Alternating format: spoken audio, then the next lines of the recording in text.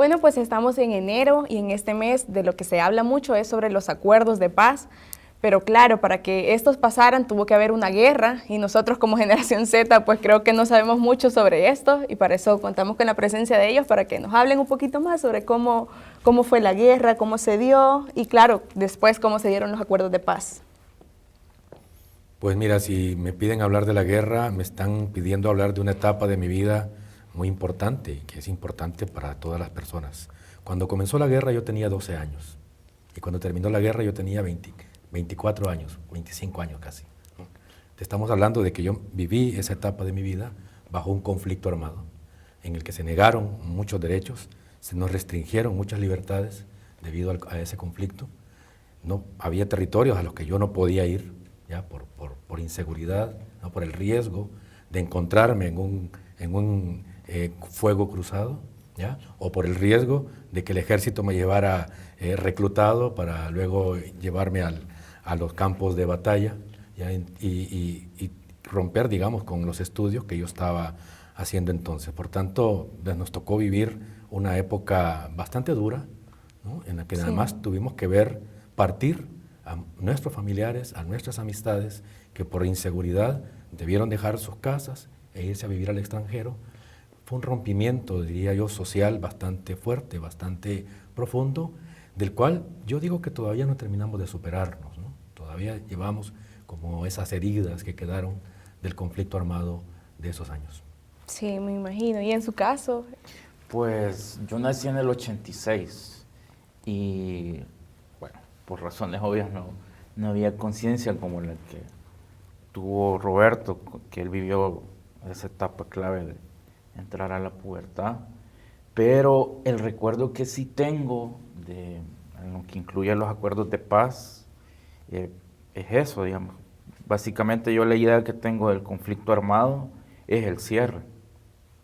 Porque la imagen que tengo es viendo la televisión, todos en la casa, sentados viendo el acontecimiento de las imágenes, ¿no?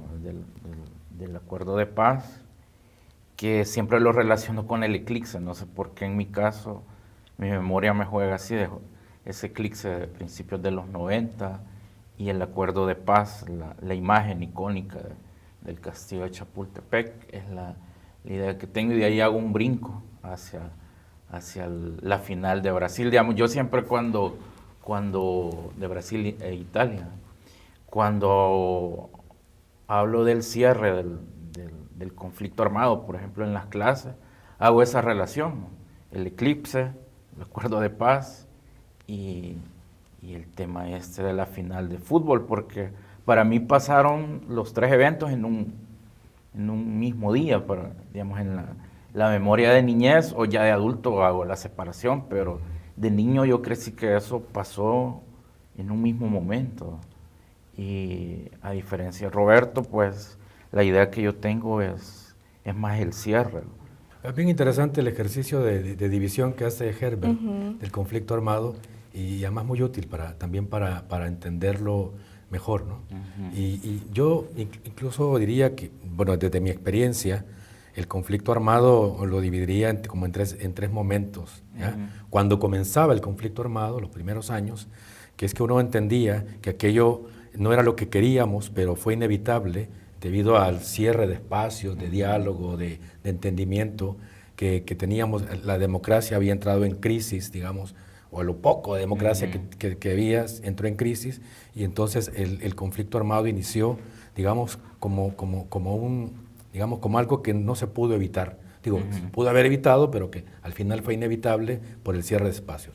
Luego, en un segundo momento, que es la intensidad más fuerte del conflicto armado, y que ahí creo yo que es muy importante hacer esa diferenciación, que no era lo mismo vivir el conflicto armado desde la ciudad que desde las zonas rurales, que es donde los enfrentamientos eran sumamente duros y crueles, diría yo, ¿ya? Porque era no solamente dañar propiedades, dañar casas o dañar edificaciones, sino dañar a las personas directamente, ¿ya? Que digamos es como la etapa intermedia, digamos, de todo ese proceso del conflicto armado, y los últimos años previos a la firma de los acuerdos de paz, que fueron años ya de cansancio, de agotamiento de la sociedad, de un conflicto armado que se había prolongado por mucho tiempo y que no estaba dando, digamos, los resultados que la gente esperaba que diera, ¿no? ¿Ya? Que era pues, mejorar el respeto a los derechos humanos, ya, mejorar las formas de entendimiento de la gente. Parecía que la apuesta entre los ejércitos que se estaban enfrentando era ver quién lograba ganar, quién lograba imponerse sobre las demás personas. Entonces yo creo que es importante ese ejercicio de división del conflicto armado, ¿ya? Porque nos hace caer en la cuenta de que se vivía de manera distinta según el lugar desde donde uno lo estaba, digamos, observando y experimentando, ¿ya? Y la intensidad del conflicto armado también era diferente, y los daños, por supuesto, ¿verdad? Eran distintos. Por supuesto que el 89 sí fue un año, digamos, muy particular, porque como bien lo ha dicho Herbert, el conflicto armado se trajo a la ciudad de San Salvador, en donde habíamos pasado mucho tiempo solo enterándonos del conflicto armado por los noticieros y por algún hecho, digamos, por ahí, ¿verdad?, aislado que sucedía cerca de, digamos, de los barrios urbanos, ¿ya? Pero ese año fue muy particular porque ahí vivimos con la intensidad más alta del conflicto armado. En ese detalle que dice Roberto hay una cosa curiosa que es más del consumo cultural, ¿verdad? Que a pesar de estar en guerra, eso no para, pues, el consumo cultural. La cultura es viva como Claro. tal. Y hay una cosa que siempre me llamó la atención, que mi mamá, cuando oía el sonido de teleprensa, de la cortina de entrada, yo miraba que el semblante de su rostro cambiaba un poco. Y luego me fui dando cuenta por qué, porque no era consciente en mis primeras etapas de vida, cuando miraba que, o le llamaba, ya después, ya en la posguerra, oír el sonido, y hoy con YouTube, que lo he visto, ella me dice, eso me recuerda a la guerra. Ese sonido para ella es más allá de las balas, los ruidos del helicóptero, es esa cortina de la prensa gráfica, de teleprensa, que era van a hablar ya de cómo está el país, ¿no? Y ella lo asocia mucho, ¿no?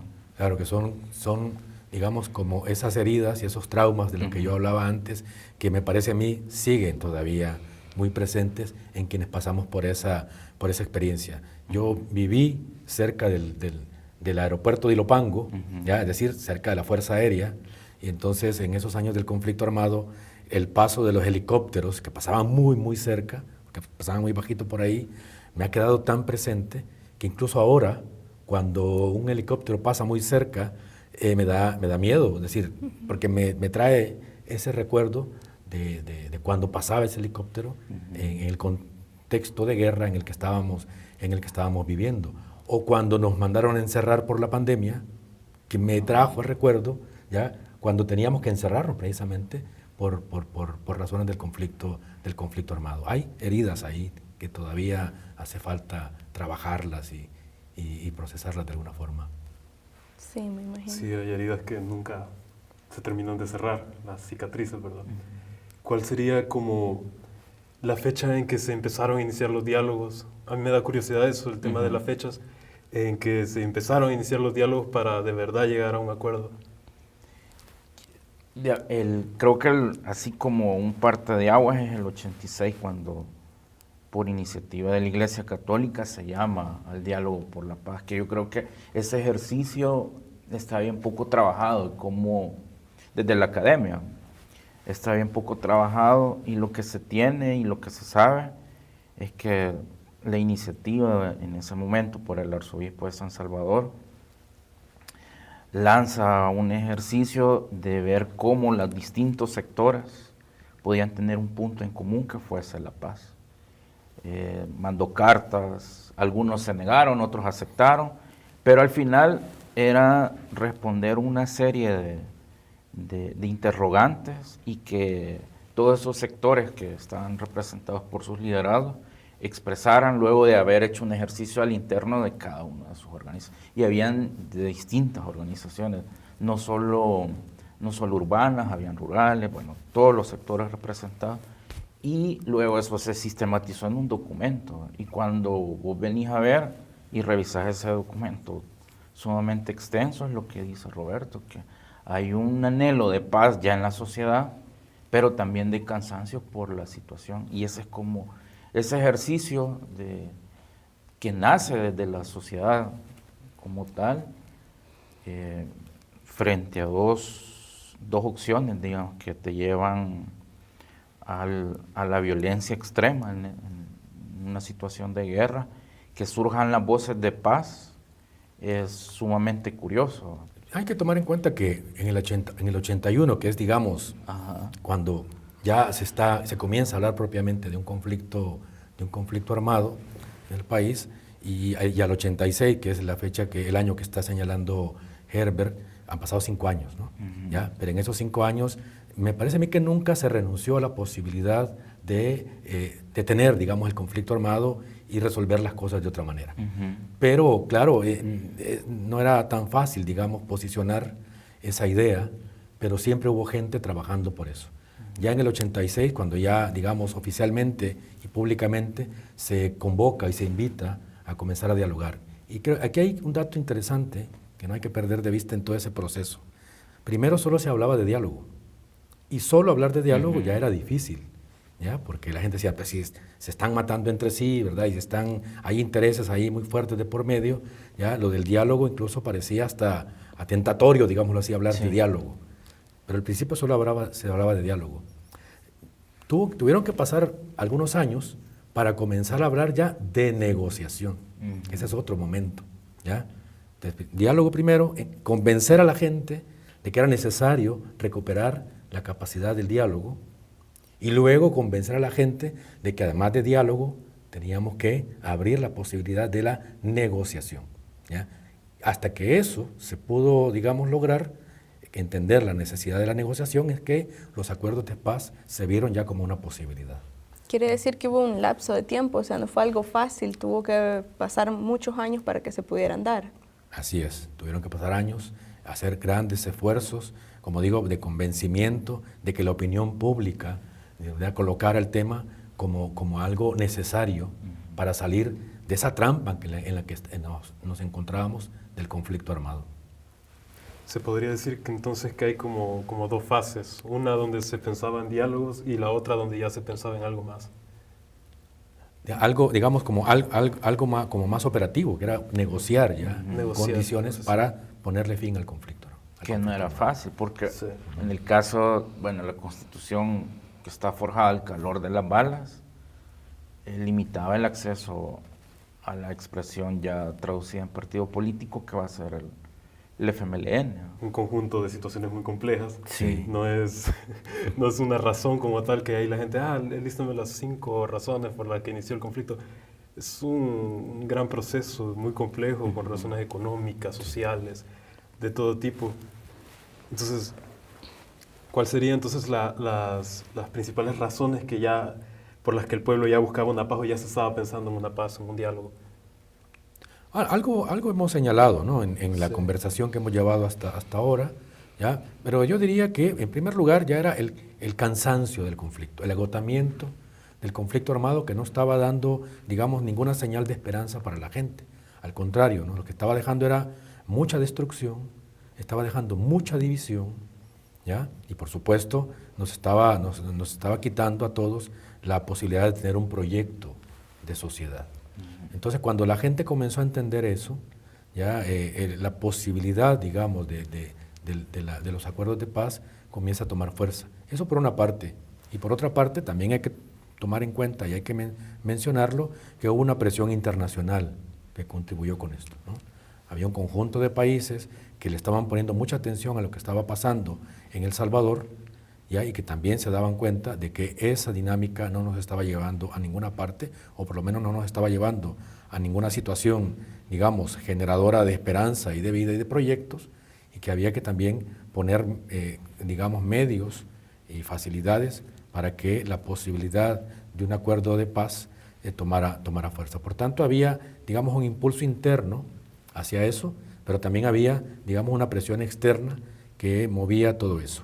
¿Ya? Entonces se estaban dando las condiciones para eso. Y luego pues sucedieron hechos que, desde mi punto de vista, digamos, terminaron de empujar la posibilidad de acuerdos de paz. Y uno de esos hechos, por supuesto, fue lo de Fenastras, ¿verdad? Ese atentado en Fenastras, que fue muy impactante, que sucedió en el centro histórico de San Salvador, y la muerte de los jesuitas, ¿no? La masacre aquí en la universidad, que también, digamos, terminó de empujar ya todos estos esfuerzos que se estaban haciendo por ponerle fin a un conflicto armado que nos había deshumanizado por completo. Ya hablamos como del proceso, ¿verdad? Que fue largo y todo eso, pero ¿qué se logró realmente con los acuerdos de paz? Bueno, cuando vemos el documento de los acuerdos de paz, podemos darnos cuenta que hay como distintos, digamos, temas que se abordaron con los acuerdos de paz y que lo que se buscaba al final era poner las bases para iniciar dos procesos. Un proceso de pacificación y un proceso de democratización de la sociedad, ¿ya? Entonces uno ve el conjunto de los acuerdos de paz, que habían acuerdos de tipo político, acuerdos de tipo económico, acuerdos de tipo social, ¿ya? Que, como digo, lo que estaban tratando era de colocar esas bases para que esos dos procesos comenzaran a tomar fuerza en la sociedad salvadoreña, ¿ya? Que son dos procesos que requirieron de mucho trabajo educativo, diría yo, de mucho trabajo de cambio cultural en las personas, que no fue nada fácil. Y también desde mi punto de vista no se han logrado completar esos procesos. Y al contrario, parece que ahora estamos como yendo hacia atrás en esos procesos. Repito, los procesos, uno es el proceso de pacificación, ¿ya? Porque es que la paz no se logra por decreto, ¿no? ¿Ya? Los acuerdos de paz lo que hicieron fue detener el conflicto armado, es decir, las armas quedan en silencio, ¿no? Y se entregan las armas, etcétera, ¿ya? Pero pacificar a la sociedad salvadoreña significa que aprendamos a resolver nuestros problemas sin usar las armas, ¿ya? Y que además entendamos que vivir en paz no solamente, digamos, es respetarnos mutuamente, ¿ya? Sino además construir una serie de acuerdos, ¿ya? Que nos permitan a nosotros vernos de otra manera, aunque pensemos de manera distinta, ¿ya? Es decir, aunque pensemos de manera distinta, pero no necesariamente eso significa que nos vamos a ver como enemigos, ¿ya? Entonces eso, digamos, requiere un proceso educativo y de cambio cultural en la sociedad que lleva tiempo, ¿no? Lleva tiempo. Sí. Eso por una parte. Y por otra parte, el proceso de democratización, que también es importante verlo y explicarlo de esa manera, porque la democracia tampoco llega por decreto. Y la democracia no se reduce solamente a ir a votar, ¿ya? La democracia implica un compromiso de la sociedad de construir una serie de acuerdos y una institucionalidad que asegure que los acuerdos realmente se cumplan de aquí en adelante, ¿ya? Por eso es tan importante la creación de la Procuraduría para la Defensa de los Derechos Humanos, que es un fruto de los acuerdos de paz, la creación de la Policía Nacional Civil, que es un fruto de los acuerdos de paz, y otras institucionalidades, otras instituciones que se fueron creadas, el mismo Foro Económico Social, ¿no? Que también fue creado a partir de los acuerdos de paz, que era crear una institucionalidad para que estos procesos de pacificación y democratización encontraran, digámoslo así, una plataforma favorable para que esto sucediera. Luego, ¿qué pasó con esto? Ya es otra historia que también podríamos ir comentando. Si uno pone también el punto en la pregunta que hacías, uno también puede percibir el malestar generacional de todas las generaciones posteriores a los acuerdos de paz. Comparar y guardando las distancias, por ejemplo, Europa cuando vuelve de la Segunda Guerra Mundial, el Estado se volvió muy fuerte invirtiendo. En cambio aquí nos apegamos al dictado neoliberal. Ajá, justamente eso quería preguntar yo, ¿cómo fue el contexto, digamos, social que se vivió después de la guerra?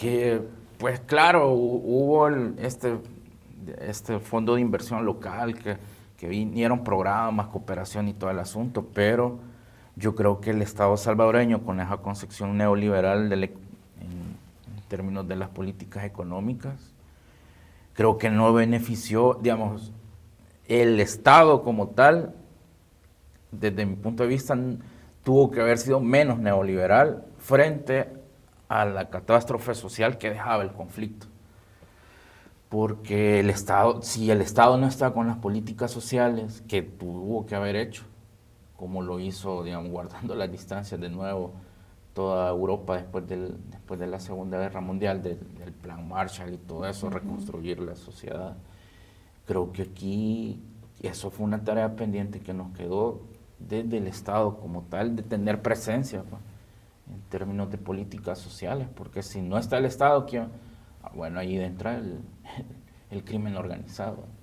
Y parte de eso también explica el tema que se viene posteriormente, el problema que se viene, el problema social, que es el tema de las pandillas, que creo yo que fue por desatención del Estado y por optar más por políticas más represivas y no por políticas que generaran las condiciones sociales. Veníamos de un conflicto, pues. Si aquí temas de salud mental, pues nacieron organizaciones pero la salud mental es algo que en el conflicto solo se mencionó, pero yo no sé, no tengo datos, digamos, que el Ministerio de Salud haya dicho, bueno, se atendió tanta población, o desde las políticas educativas, el programa de educación tuvo este componente. No tengo datos, digamos, pero pues creo que son las tareas pendientes que dejó el Estado. Y claro, y después, posteriormente, los anhelos autoritarios y decirte que te van a resolver todo, como que es meter comida al microondas y en 30 segundos caliente, pues si eso se vuelve atractivo porque vos ves que la democracia en términos económicos y sociales, pues tuvo un límite, pero yo también ahí creo que es como la responsabilidad que también tenemos como sociedad. Sí, además, lastimosamente, estos acuerdos de paz que se firmaron y que comenzaron a implementarse a partir de 1992, lo que dejaron fue un conjunto de tareas para la sociedad salvadoreña que con el tiempo no se cumplieron satisfactoriamente.